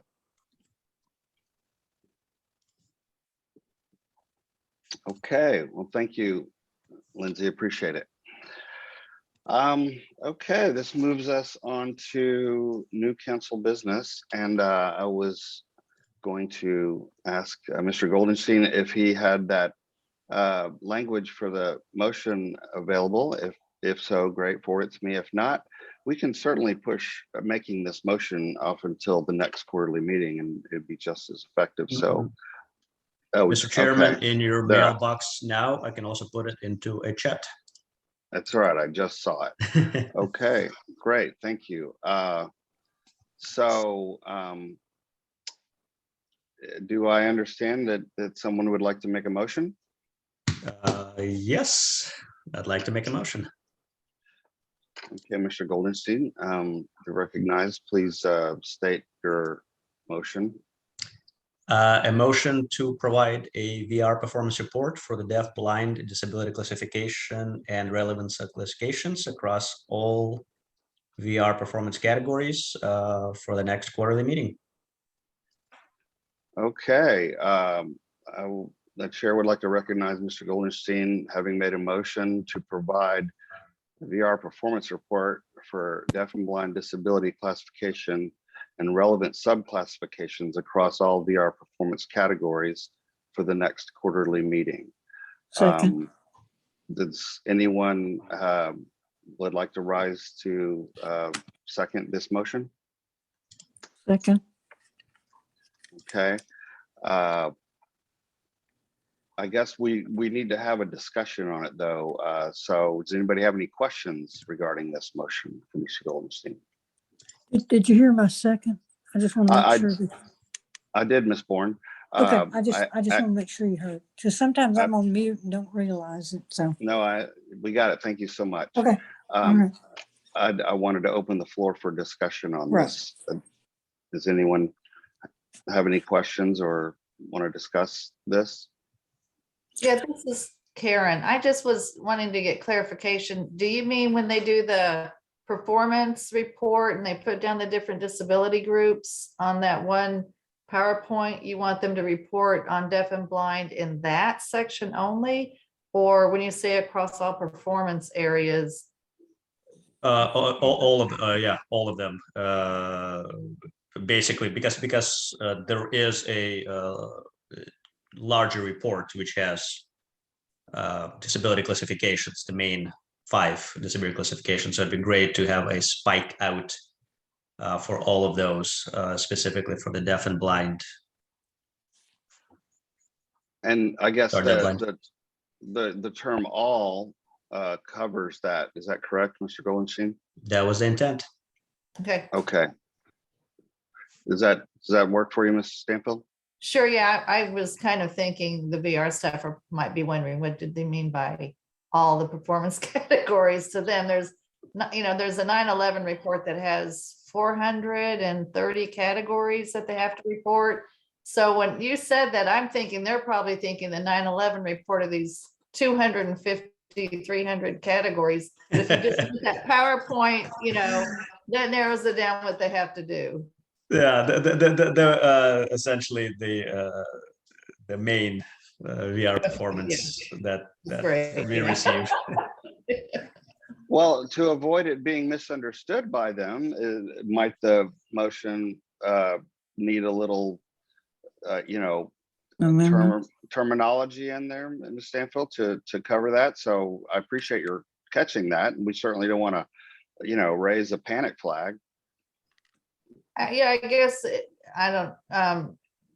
I think I can't remember what that report is called. Is it this? It's I've got it saved here. They do a, Whatever is the official name for it. Right, We, that's- we know it as the VR performance report. So if there's we'll a call better it name. that. We'll call it that. That'll work. Yeah. Okay. Does that require Okay. an amendment? You know, I don't think so, because the motion provided a VR performance report is in there. Is that correct? Is that the way you see it, Ms. Stample? Yeah, I think it was just clarification that that was the report he meant that I needed. So, yeah. Okay, good. Thank you. So absolutely, actually, there won't be a need for an amendment. And Ms. Bourne, good. your second is recognized. So I recognize Ms. Bourne for raising a second for this motion. And I would like to ask members to all in favor of this motion to raise their hands. And for aye. Mr. Chairman, I'm going to say aye because raising my hand is probably Okay. too slow. Sure, no problem. And then anyone opposed to forwarding this motion, raise their hand. Okay, seeing none.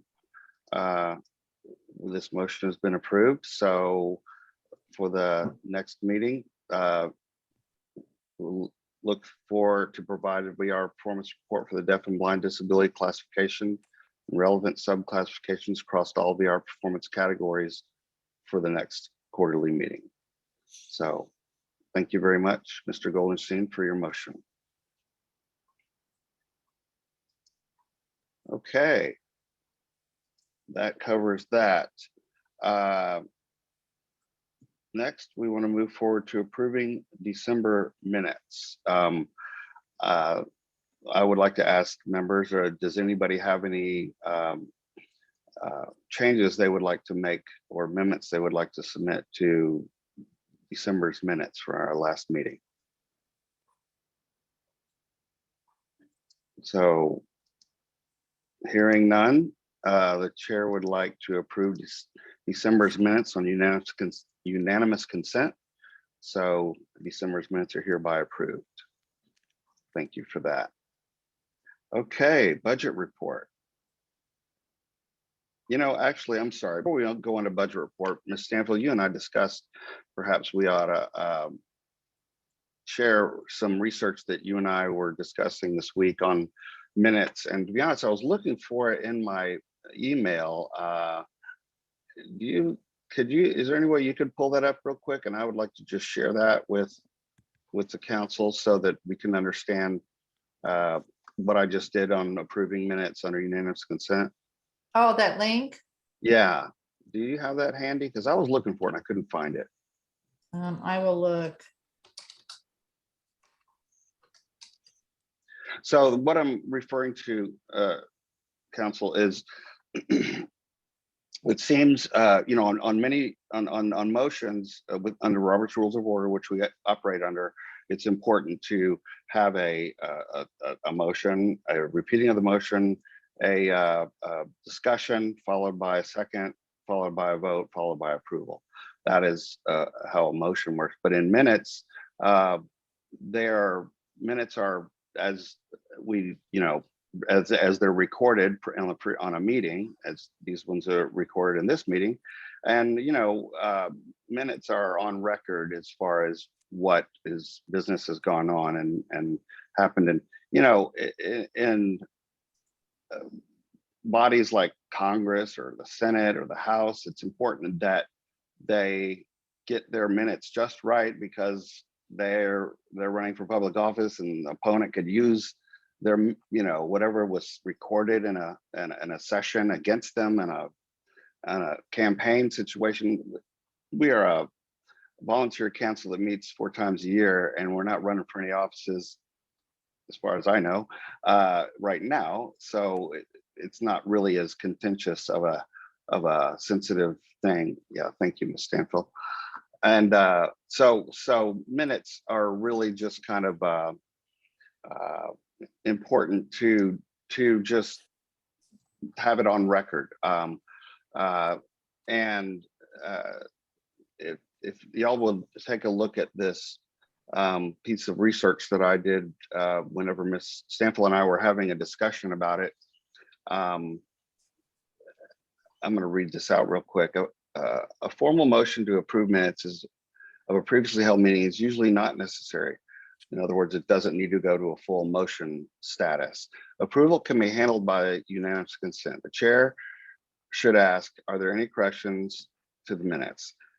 After all corrections have been offered, the chair then asks, are there any further corrections? Of course, if there are no corrections requested, then there are no need to move forward. If none are offered, then the chair states, there being no further corrections, the minutes stand approved as read or as corrected. Again, if somebody submits a change, then the chair would state as corrected. So anyway, minutes of a meeting can be corrected even after they have been formally approved. Minutes of a meeting are usually approved by the beginning of the next scheduled meeting, or in our case, more to the end. So it just fits in the schedule. But anyway, I don't want to delve too deep into this. I just want to state that I think we've been voting on minutes up until, at least the previous chair, when I was, introduced to the council, and we were seeming to vote.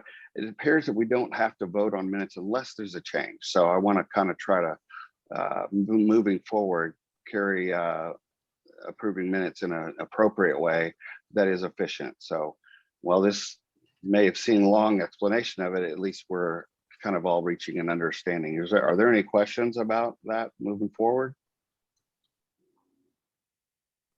No problem with it. Okay, great.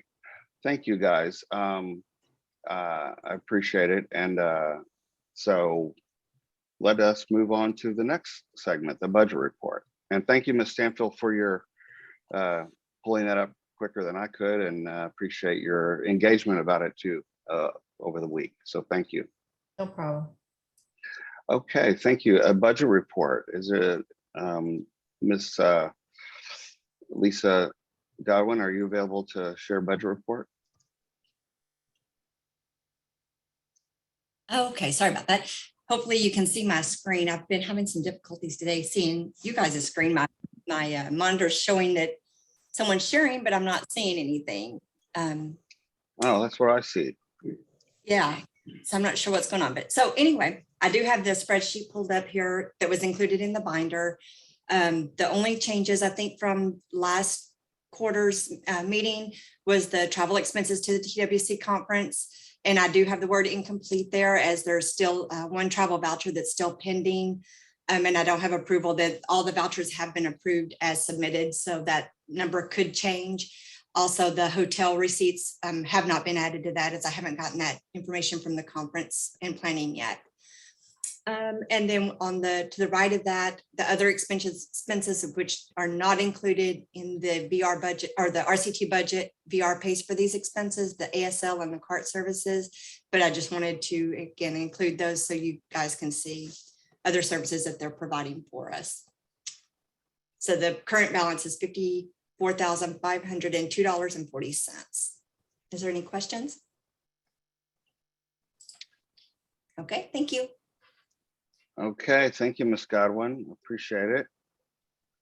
Okay, let's see, any unfinished council business. I wasn't quite for sure we were going to do this, but I'm going to go on a limb here and ask Mr. Robinson, did you want to give us an update on the hybrid meeting process? Sure, I can share my screen here. That would be great. Thank you.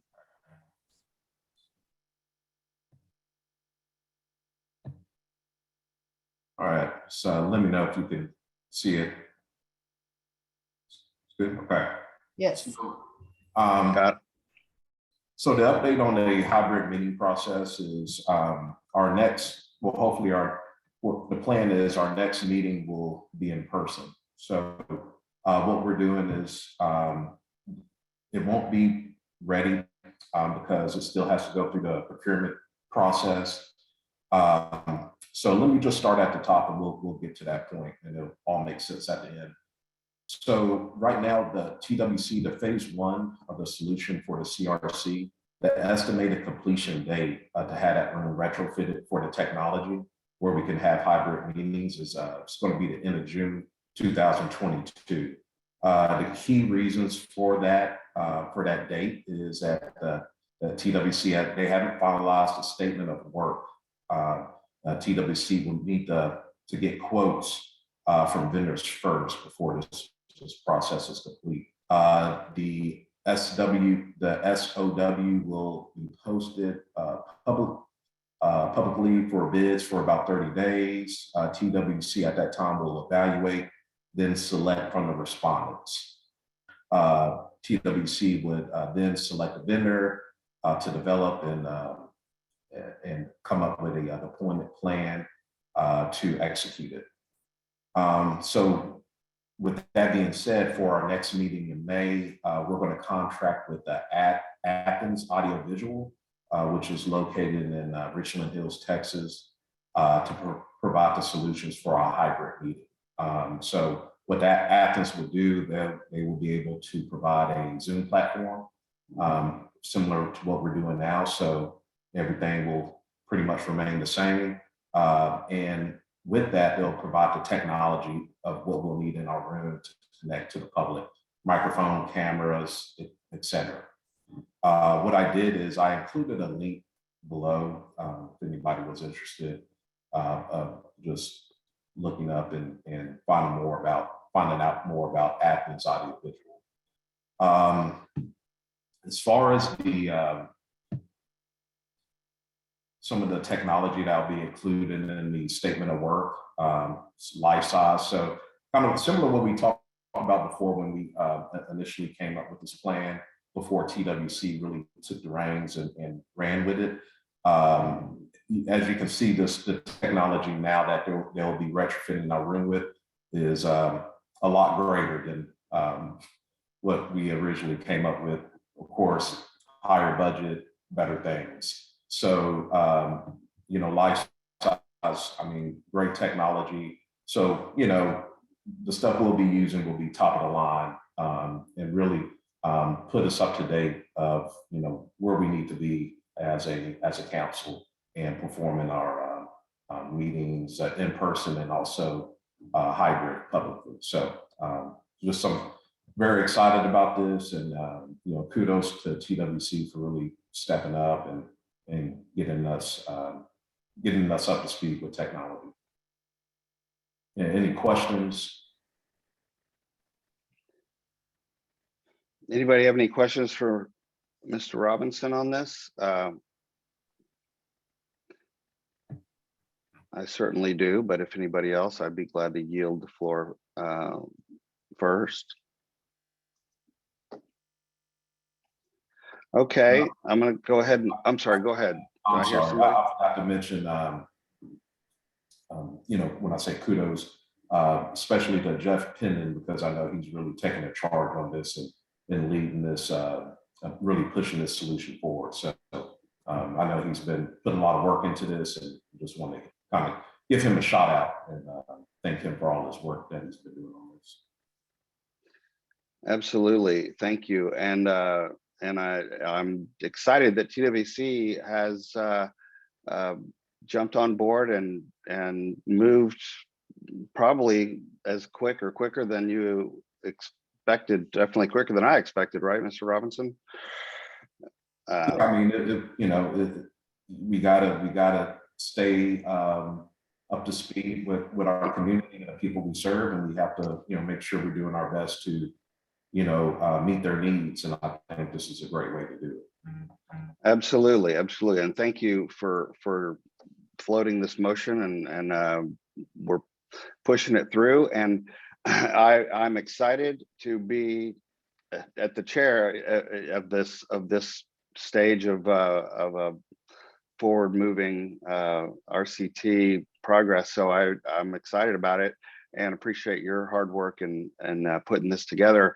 It appears to me, and this is a question for you. So the May meeting was one that we were looking forward to implementing this, but it sounds like if they're looking at a June,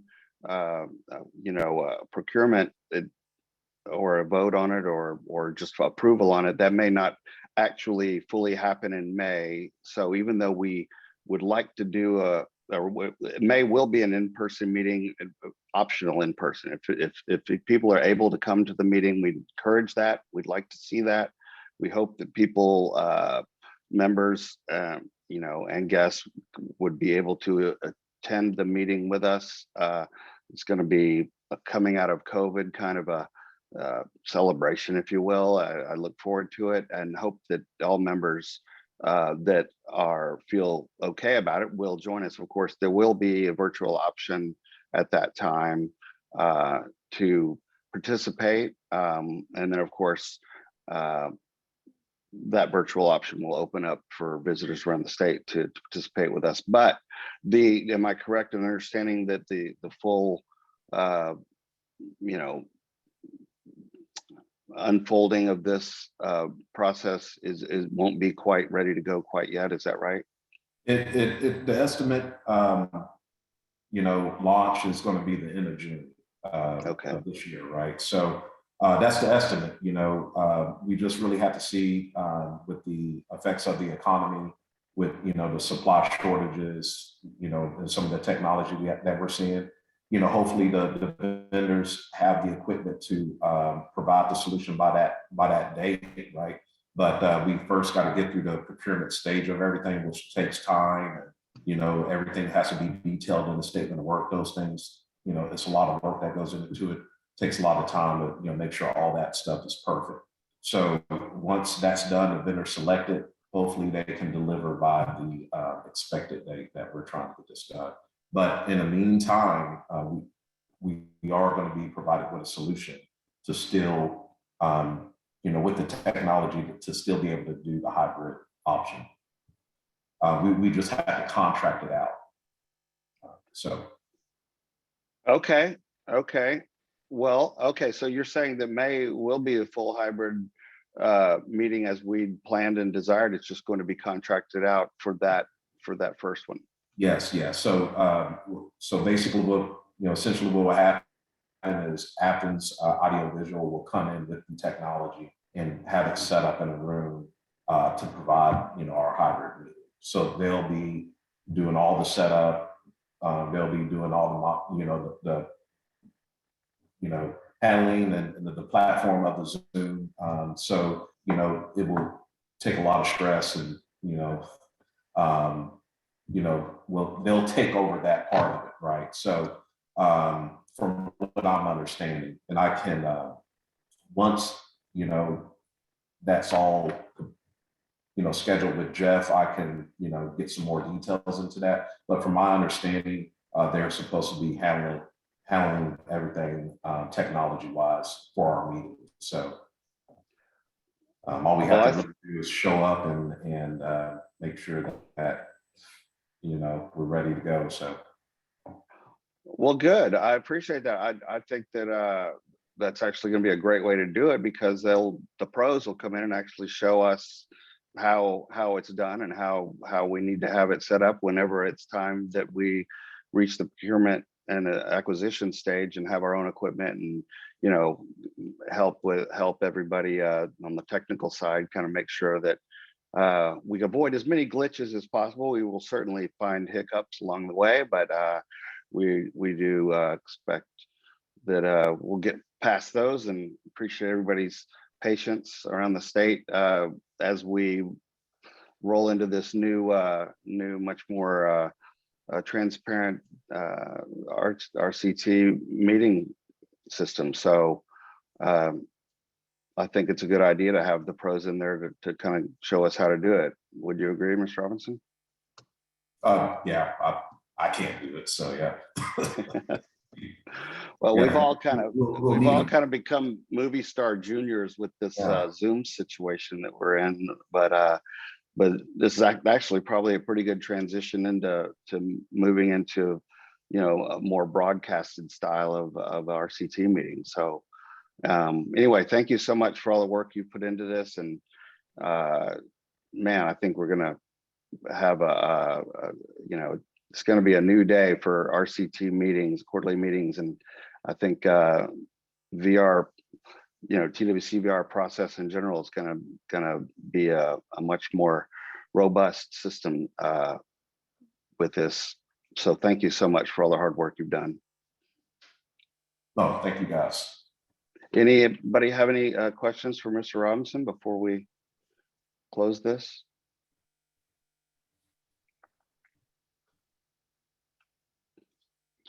Okay, well, with that, that brings us to the end of our meeting. Am I correct? It seems a little bit early, but it seems that we've gotten everything handled. So does anybody have anything they would like to add before we move to adjourn? Yeah, this is Karen. I was wondering about our strategic planning discussion we had. I've kind of lost track with what happened with that or where it was. I know I remember getting an email at some point, and I said I really couldn't be the one to facilitate and handle this, but I didn't know what happened to it from there. Is that anywhere on the table anymore? I don't recall that exactly. Does anybody have any input on that? Karen, to my knowledge, after you had responded on that, I don't think we had followed through with it. If you would like, I can send out an email to those people that were interested in being on the strategic planning and possibly maybe coordinate that with the May meeting. But I'll get in touch with you guys next week and see what you want to do with moving forward with that. Okay, great, thanks. And then I noticed that on the list of future meetings, there wasn't a meeting listed in August. Was that just an oversight? Probably so. Yes, there should be an August meeting. Not so. Thanks for that. If there isn't one on record, we will make one up before the May meeting and make sure that August, no, we'll actually do it before that. But thanks for recognizing that, Ms. Stanfield. Appreciate it. And then I also wanted to know what you guys thought about adding to our minutes, how many people participated virtually. I know when we meet in person, we list the number, and then people sign in and you have an idea of how many people are in attendance, but doing it virtually, it's nice to know that we have more people interested in their listening. But I wanted to see if we could capture it in our minutes. Not the names of people necessarily, just how many people, were there. Yeah, no, I like that. And also, it fluctuates. Some people come in and leave during the, and I get it, but I think a bracket time amount of people would be pretty neat to include in the minutes. I agree. Actually, I have included all participants on the minutes, actually their names as they have registered and signed in. But if you want me to change that to just a number versus everybody's individual names, I can do that as well. Well, I was wondering, I did see you list guests, and were the participants for the guests or? Yes, ma'am. I guess I should have maybe attendees or something. Okay, I saw that and I thought, gosh, who are all these people? And then I thought, well, I wonder how many people attended. So that, yeah, either way, I guess that would be fine. I didn't realize that that's what you were doing and if that was capturing everybody. So yeah, that would be, unless he wants it differently. It'd be a lot easier for me to just put a number versus putting everyone's names. Yeah, Lisa, let's do that. Let's make that easy on you. And I would like to see okay, let's do it this way.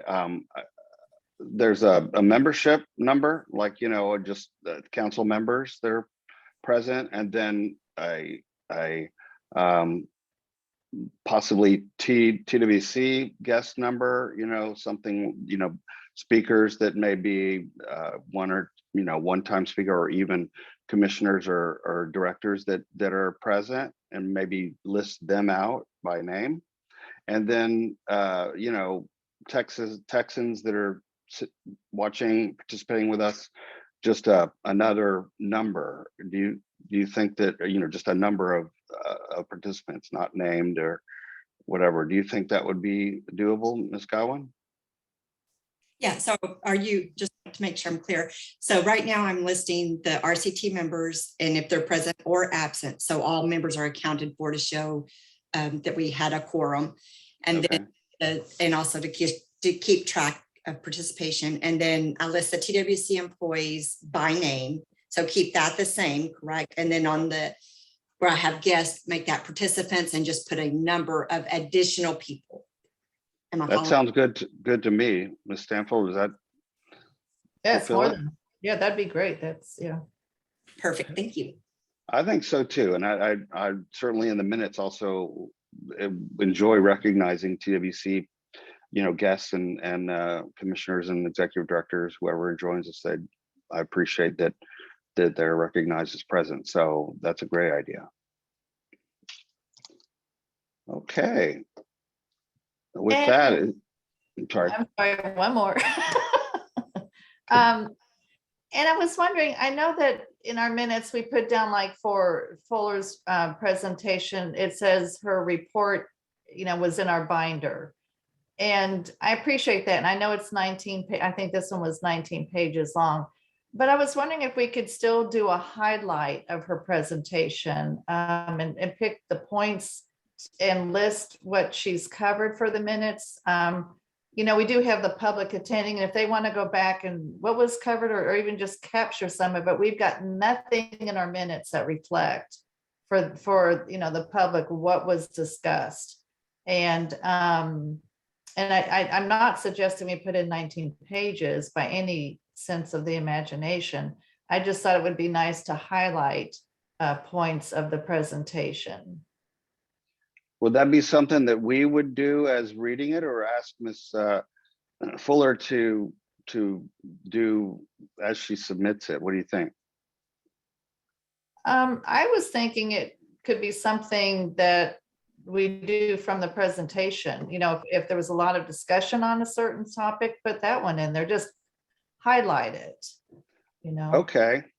And I guess, and I actually went and looked at other councils and commissions minutes to get an idea of how they do it. And I can show that with Lisa on what I'm, my thought is, or my request is about this. But it would be nice when the public, or even if RSA, the Rehab Services Administration, if they wanted to look at our minutes, we have some substance there other than we have a report. Right.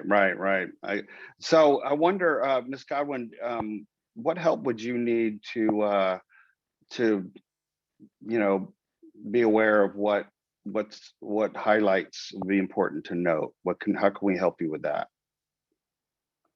I guess what would make it easiest for me is if maybe during the discussion, if somebody could pipe up and go, that's minute worthy, or send it in the chat to me, this is minute worthy, or something like that.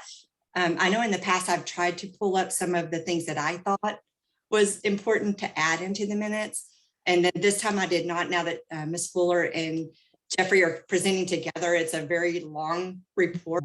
It's a little difficult for me to choose. And I didn't want to just on myself pick things that I thought was important and then possibly miss something that really was important, and didn't want to leave anything out. So yeah, if somebody can just like maybe say highlight and say, highlight, or however you guys want to do it, then I'll be able to capture that. Okay, Ms. Stanfield, do you think that you and I and some just kind of, maybe even could do it in the chat box or something like that, huh? Right. That'd be great. Okay. Perfect, thanks. Can I throw out a suggestion? I'm sorry, Ms. Bourne? What if we ask the presenter to highlight on their, because most of them do PowerPoints, on the PowerPoint, what the key point is, and then if there's discussion, then that can be summarized, and put it as much on the presenter as it is on us to recognize what they want us to take away, the key point, and then add discussion notations or whatever. I mean, I don't know, that may be asking more than, but Well, I think that, thank you for that, Ms. Bourne. I think that we could actually I mean, she presents, Ms. Fuller, does present, and it's in the binder, the full report, right? So, I mean, technically we could kind of just skim it and pick 6 or 8 highlights in the report and actually do it from there. But again, while we're Yeah. hearing it from her, we could actually, let Ms. Godwin know as we hear it that, oh, that's important. Let's include that. Would that suffice, Ms. Bourne and Ms. Stanfield? What do you think? well, I mean, it really just whatever works for the council. I just throw that out as a suggestion to make sure that we get the key points that Ms. Stanfield's looking for, and then underneath that put discussion. But it doesn't matter Yeah. to me and whatever works. No, I appreciate you want it to be thorough and comprehensive, and do you think the way we'll plan to do it, we'll do that, Ms. Stanfield? Yeah, I'm really open to anything, any way that Okay. was the most convenient for anybody else. Okay, well, let's just, kind of keep an eye on that for the next meeting, and I think that with whatever's written in the binder, and we can kind of make sure those headlines go in the minutes, and then if we hear something that's highlighted that we, in the presentation, let Ms. Godwin know right when we hear it, and I'll bet you, that the following minutes will serve the need. So, okay, well, thank everybody for your input on that. Ms. Stanfield? That was all for me. Thanks.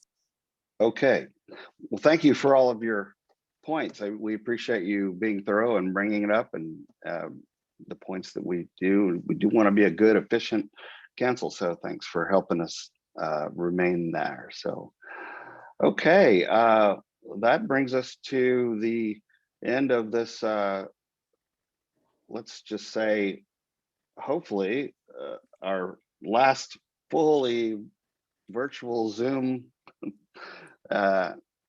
quarterly meeting. So next one, we would hope to get as many people as possible in person. And if people's health requirements require them to still do it virtually, we certainly appreciate your participation, accept that level of participation. But I would like to encourage everybody, per the governor's request about 6 months ago, to start having public meetings in person if it is prudent to do so. And I think we've reached that point in this COVID situation. Hopefully, unless another variant comes out, then of course we might have to reevaluate. But at this point, we plan to move forward with May's meeting with the virtual hybrid, and we would I would have requested that all members, if they're comfortable, to please make the moves what's necessary to be there, whatever you need to do to get there. I would look forward to seeing everyone in person again, and let's just hope that our May meeting delivers that. So thank everybody. Does anybody have anything to mention before we close?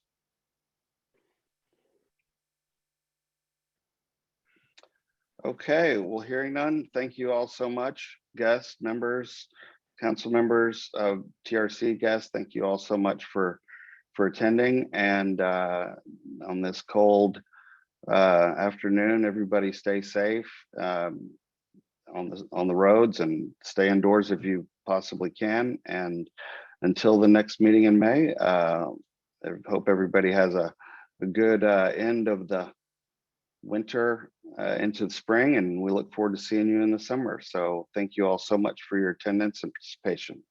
So At this point, I would like to seek a motion to adjourn the meeting. Make a motion. Okay, Mr. Powell makes a motion to adjourn the meeting. Do I hear a second to adjourn the meeting? I second, Karen. And I'd like to recognize Ms. Stanfield as the second for adjourning the meeting. So all in favor, raise your hand. Okay, so having seen more hands there, having seen more hands than otherwise, let's consider this meeting adjourned. So thank you so much, and we appreciate you being here. Y'all have a good afternoon. You too. You as Bye. well, Mr. Chairman. Thank you, everybody. Bye, Thank you. everybody.